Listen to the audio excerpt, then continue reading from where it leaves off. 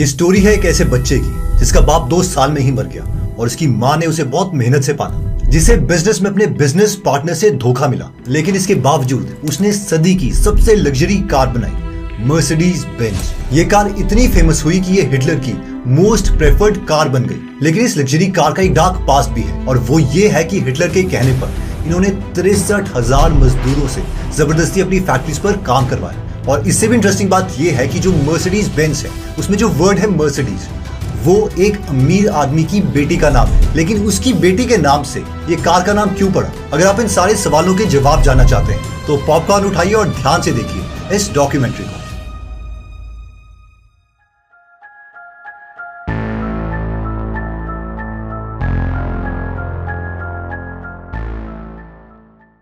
Karl Benz का जन्म 25 नवंबर 1844 को मर्लबर्ग जर्मनी में हुआ था। उनके डैड एक लोकोमोटिव ड्राइवर थे और माँ एक हाउसवाइफ। जब कार्ल बेंज 2 साल के थे तो उनके डैड की डेथ हो गई और उनकी माँ को अलग अलग जगह पर काम करना पड़ा उन्हें पालने के लिए। कार्ल बेंज ने अपनी माँ की मेहनत को देखा और वो एक अच्छे स्टूडेंट बने। 15 साल की एज में उन्होंने मैकेनिकल इंजीनियरिंग का एग्जाम क्वालिफाई किया और कार्लस्रूहे पॉलिटेक्निकल स्कूल में एडमिशन ले ली। इंजीनियरिंग की पढ़ाई कंप्लीट करने के बाद उन्होंने 7 अलग अलग जगह पर नौकरियां करी। उन्होंने लोहे की कंस्ट्रक्शन कंपनी में काम किया, कभी वो ड्राफ्ट्समैन की तरह काम करते और कभी डिजाइनर बन जाते। जॉब करते करते वो अपने एनवायरनमेंट को देखते और उन्हें एक चीज क्लियर होगी और वो ये थी कि आगे चल के जो हॉर्स कैरेजेस हैं यानी घोड़ा गाड़ी वो नहीं होंगी और ऐसी कार बनाई जाएंगी जो खुद ब खुद सड़कों पर चल पाएंगी। जब भी ये चीज वो अपने फ्रेंड्स के साथ डिस्कस करते तो उनके फ्रेंड्स उन पर बहुत हंसते। लेकिन कार्ल बेंज को इसकी परवाह नहीं थी। कार्ल बेंज ने 27 साल की एज में अपनी नौकरी छोड़ दी और एक मैकेनिक को अपना बिजनेस पार्टनर बना दिया। इस बिजनेस पार्टनर का नाम था ऑगस्ट रिटर और इन दोनों ने मिलकर एक लोहे का कारखाना खोला। अपने फ्री टाइम में मिस्टर बेंज हमेशा ऐसी कार बनाने में लगे रहते जो खुद ब खुद चल पाए। कार्ल अपने इंजन के काम में बिजी क्या हुए कि उनके दोस्त ने उन्हें धोखा दे दिया। कार्ल को पता नहीं चल रहा था कि वो क्या करे क्योंकि उनके बिजनेस पार्टनर ऑगस्ट रिटर के पास भी कंपनी के शेयर्स थे और इसी वजह से कार्ल इस कंपनी को नहीं छोड़ सकते थे क्योंकि उनका खाने पीने का सारा पैसा इसी लोहे के कारखाने से आता था। लेकिन इस बुरी सिचुएशन में एक लड़की ने उनकी मदद करी और इस लड़की का नाम था बर्था रिंगर, जो कि आगे चलकर उनकी वाइफ बनी। अब हुआ यह कि बर्था के घर वालों ने उसके दहेज के लिए कुछ पैसे सेव किए हुए थे। अब बर्था ने क्या किया कि इन पैसों में से उसने कुछ पैसे लिए और उससे ऑगस्ट रिटर के सारे शेयर्स खरीद लिए, जिसकी वजह से अब उस लोहे के कारखाने के सिर्फ 2 मालिक थे, बर्था और मिस्टर कार्ल बेंज। और अगले 10 सालों तक इन्होंने बहुत से पेटेंट अपने नाम किए, जैसे कि एक पेटेंट उन्हें मिला कि इंजन की बैटरी को इग्नाइट कैसे किया जा सकता है, दूसरा पेटेंट गियर शिफ्ट बनाने के लिए मिला, तीसरा क्लच के लिए, चौथा कार्बोरेटर बनाने के लिए, 5वां इंजन को ठंडा रखने के लिए, 6ठा पेटेंट था स्पार्क प्लग पर और 7वां स्पीड रेगुलेटर के लिए। इतने पेटेंट्स लाने के बाद भी ये कंपनी पैसे नहीं कमा रही थी, जिसकी वजह से मिस्टर कार्ल बेंज क्या करते कि वो कंपनी के कुछ शेयर्स इन्वेस्टर को बेच देते और उसके बदले में पैसे लेते और ये प्रोसेस चलता रहा और एंड में कार्ल बेंज के पास सिर्फ कंपनी के 5% बचे, जिसकी वजह से जो सारे बाकी के इन्वेस्टर्स थे उन्होंने कार्ल को डिमोट कर दिया यानी छोटी पोजीशन पर लगा दिया और कार्ल बहुत दुखी हुए। मिस्टर बेंज को पता चल चुका था कि इस कंपनी में रहकर उनके सपने पूरे नहीं हो सकते और उन्होंने ये कंपनी छोड़ दी और दोबारा से वो जीरो पर आ गए।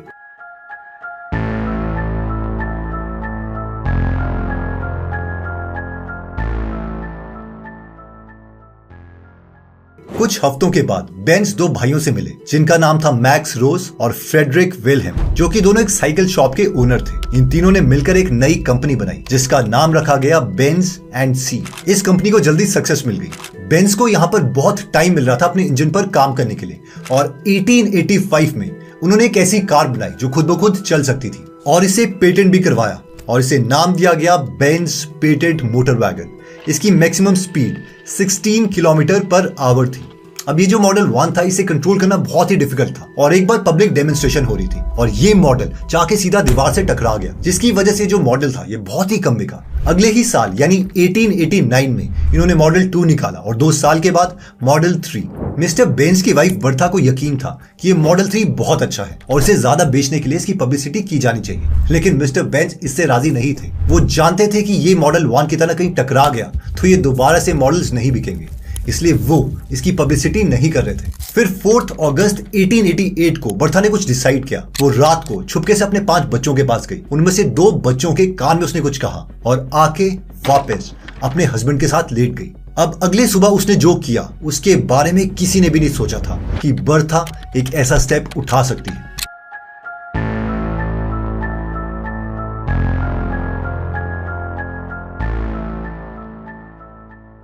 बर्था बेंज अगले दिन छुपके से उठी। उसने अपने 2 बेटे रिचर्ड और यूजन को साथ में लिया, गराज से बेंज मॉडल 3 निकाली और कार स्टार्ट की और अपनी माँ के पास निकल गई, जो कि 106 किलोमीटर दूर था। रास्ते में जब कई लोगों ने उसे देखा तो वो डर के मारे भूत भूत चिल्लाने लग गए। किसी को पता नहीं चल रहा था कि ये चीज क्या है जो खुद चली जा रही है और उसे चलाने के लिए कोई हॉर्स नहीं। लेकिन मिसेस बेंज फिर भी चलती रही। उस वक्त मॉडल 3 में सिर्फ 4.5 लीटर फ्यूल ही आता था। उसने लिग्रोइन, जो कि पेट्रोलियम सॉल्वेंट था, उसे खरीदने के लिए गाड़ी को एक फार्मेसी की दुकान में रोका, क्योंकि उस जमाने में कोई पेट्रोल पंप नहीं था। उस फार्मेसी की दुकान से लिग्रोइन खरीदा और उसे कार में डाल दिया। सबसे इंटरेस्टिंग बात तो यह है कि जर्मनी में ये जो फार्मेसी की दुकान थी, इसे आज first fuel station of the world कहा जाता है, यानी सबसे पहला पेट्रोल पंप। इसके अलावा उस वक्त कौन से अच्छे रोड थे, इसलिए बीच बीच में गाड़ी खराब हो जाती। बार बार बर्था कार को रोकती, बच्चों को नीचे उतारती, कार को अपने हेयर पिन से रिपेयर करती और दोबारा से कार का कुछ किलोमीटर कंप्लीट करती। बीच में उनकी कार ब्रेक्स पूरे तरीके से घिस गई थी क्योंकि वो लकड़ी की थी। तो बर्था ने कार को एक मोची की दुकान पे रोका और लेदर की ब्रेक्स लगवाई। इस 106 किलोमीटर को कवर करने के लिए बर्था और उसके 2 बेटों को 12 घंटे का समय लगा। वहां पहुंचकर उन्होंने टेलीग्राम से अपने हस्बैंड को बताया कि वो अपने माँ के घर पहुंच चुकी है। थोड़े दिनों के बाद वो इसी कार में वापस कार्ल बेंज के पास आई। इस ट्रिप से इन दोनों के बिजनेस को बहुत पब्लिसिटी मिली। इवन की ब्रेक की इंप्रूवमेंट्स के बारे में भी बर्था ने कार्ल को बताया, जिसकी वजह से इस डिजाइन को चेंज कर दिया गया। और इस तरीके से पहली बार एक वाइफ ने अपने हस्बैंड की इन्वेंशन को दुनिया के सामने लाया।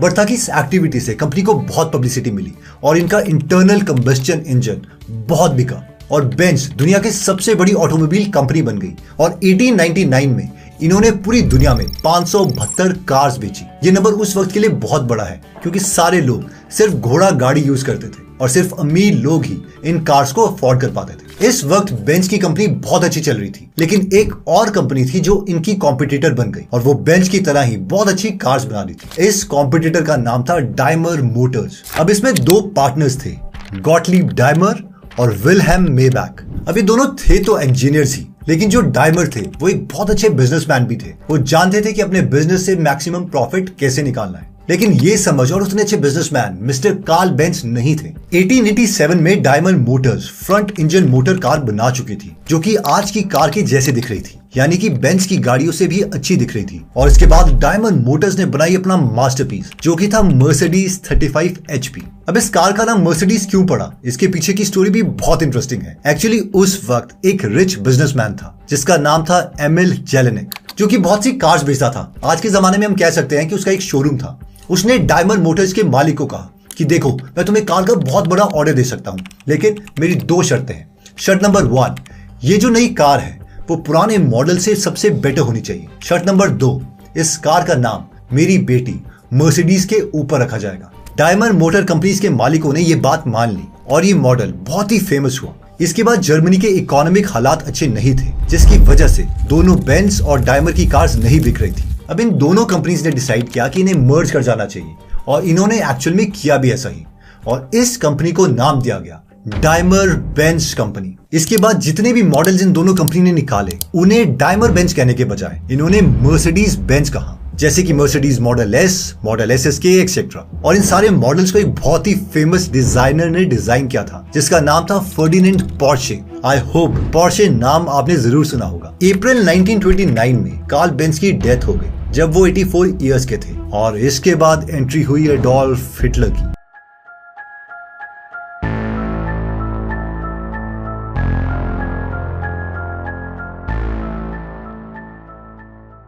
हिटलर को मर्सिडीज बेंज इतनी पसंद थी कि वो खुद भी उसमें ट्रैवल किया करते थे। हिटलर चाहता था कि पूरी दुनिया को पता चले कि जर्मनी की कार ही सबसे बेस्ट है, इसलिए उसने डायमर बेंज कंपनी को कहा कि तुम ऐसी कार बनाओ जो दुनिया में सबसे तेज हो। और हुआ भी ऐसा ही।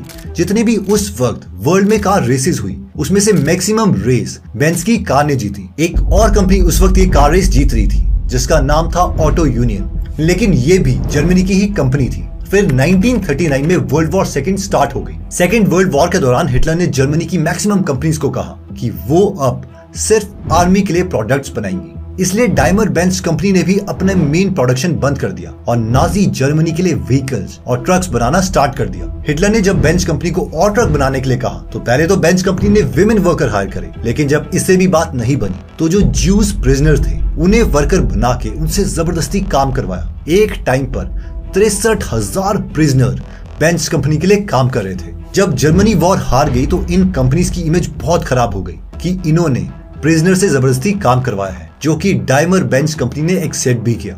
जो भी जर्मनी के अलावा फॉरेन में इनके मैन्युफैक्चरिंग प्लांट्स थे वो इनसे ले लिए गए और सिर्फ जर्मनी वाले मैन्युफैक्चरिंग प्लांट्स इनके पास बचे। अब इसके बाद इस कंपनी ने अपनी इमेज बिल्ड करना स्टार्ट किया। इन्होंने पहले एम्बुलेंसेस बनाई और उसके बाद पुलिस के लिए व्हीकल्स, बाद में दोबारा से कॉमन लोगों के लिए इन्होंने गाड़ियां बनाना स्टार्ट कर दिया। अगर मैं फाइनेंशियल ईयर 2022 की बात करूं तो उन्होंने 24 लाख गाड़ियां बेची, जिसकी टोटल वैल्यू थी 13,640 बिलियन इंडियन रुपीस, जो कि टाटा मोटर से ऑलमोस्ट 3.5 गुना है। और आज इन्होंने मर्सिडीज ब्रांड की इतनी अच्छी इमेज कर दी है कि कोई मर्सिडीज गाड़ी खरीदता है तो वो इतना खुश होता है कि उसे लगता है कि उसने कोई IAS का एग्जाम क्लियर कर दिया या फिर कोई यूनिकॉर्न बना दिया। अगर हम सेकेंड वर्ल्ड वॉर के बाद की बात करें तो उन्होंने एक के बाद एक लग्जरी कार लॉन्च की है, जैसे कि 1950s में W187220 जो कि एक फुल साइज लग्जरी कार है, grand tourer luxury car, W126300, W121190, W128220 SE, 1960s में W112300 SE, W100600, W114, W115 200 etcetera. 1970s में R107 SL class, C107 SL-C class, W123 mid size executive car. 1980s में W123 executive class car, W201190 compact executive car. 1990s में W168 A class, W210 E class, W463 G class, W163 M class, W140 S class. 2000s में W169 A class, W245 B class, W204 C class, C216 CL class और 2010 में W415 सिटान, W176 A class, R231 SL class, W222 S class, C117 CLA, X156 GLA etcetera. इसके अलावा 2020 में latest H247 GLA class, W223 S class, W206 C class, R501 EQE SUV CLE, W214 E class. वैसे क्या आपको पता है कि India में हर 1000 में से 450 गुजराती कार ओन करते हैं। इसका मतलब है इंडिया में सबसे ज्यादा कार्स गुजरातियों के पास है। तो अगर आप ये जानना चाहते हैं कि गुजराती सबसे अमीर क्यों हैं, तो आप इस वीडियो को जरूर देख सकते हैं। और हाँ, 200 से ज्यादा फ्री बुक समरीज के लिए आप गीगल एप्लीकेशन डाउनलोड कर सकते हैं, जहां पर हर हफ्ते हम एक फ्री बुक समरी ऐड करते हैं। यानी अगर आप एक साल में 52 बुक समरीज सुनते हैं तो तब तक हम 52 और बुक समरी डाल चुके होंगे। तो मिलते हैं नेक्स्ट वीडियो में। जय हिंद।